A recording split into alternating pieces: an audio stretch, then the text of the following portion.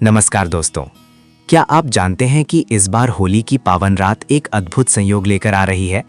3 मार्च की रात जब चारों ओर होलिका दहन की अग्नि की ऊर्जा वातावरण में होगी, उसी समय आकाश में चंद्र ग्रहण भी लगेगा। धर्म और ज्योतिष परंपरा में चंद्र ग्रहण को अत्यंत संवेदनशील समय माना गया है और जब ये संयोग होली के साथ बनता है तो इसे कई साधक विशेष साधना की रात्रि मानते हैं। सनातन परंपरा में कुत्ते को साधारण जीव नहीं माना गया। कुत्ता काल भैरव का वाहन माना जाता है।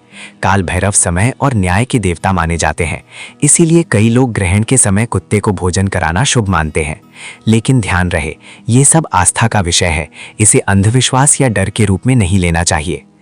ग्रहण का समय क्यों विशेष माना जाता है?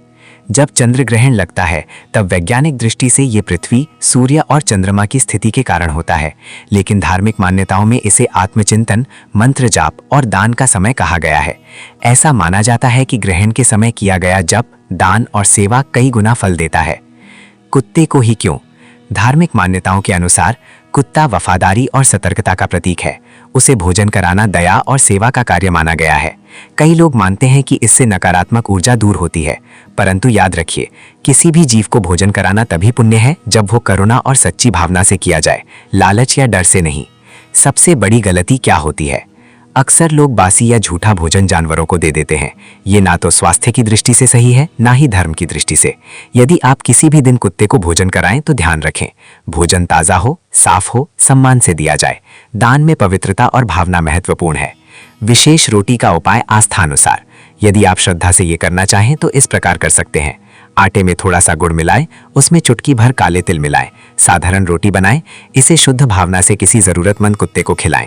रोटी देते समय मन ही मन ये मंत्र जप सकते हैं, ओम श्री काल भैरवाय नमः। भोजन देते समय मन में प्रार्थना करें, हे प्रभु मेरे परिवार पर कृपा बनाए रखें, सभी बाधाएं दूर करें। बस इतना ही। क्या सच में 7 पुश्तें राज करेंगी? दोस्तों, सच्चाई ये है, 7 पीढ़ियों का भविष्य किसी एक रात या एक रोटी से तय नहीं होता। 7 पीढ़ियां राज करती हैं अच्छे संस्कारों से, शिक्षा से, मेहनत से, ईमानदारी से, सही निवेश और समझदारी से। दान और सेवा पुण्य जरूर देते हैं, मन को शांति देते हैं, सकारात्मक ऊर्जा लाते हैं, लेकिन जीवन बदलता है कर्म और प्रयास से। रात क्या करें? सकारात्मक रहें, मंत्र जप करें, जरूरतमंदों की मदद करें, जानवरों को भोजन दें, क्रोध, नकारात्मकता और लालच से दूर रहें। यही असली उपाय है।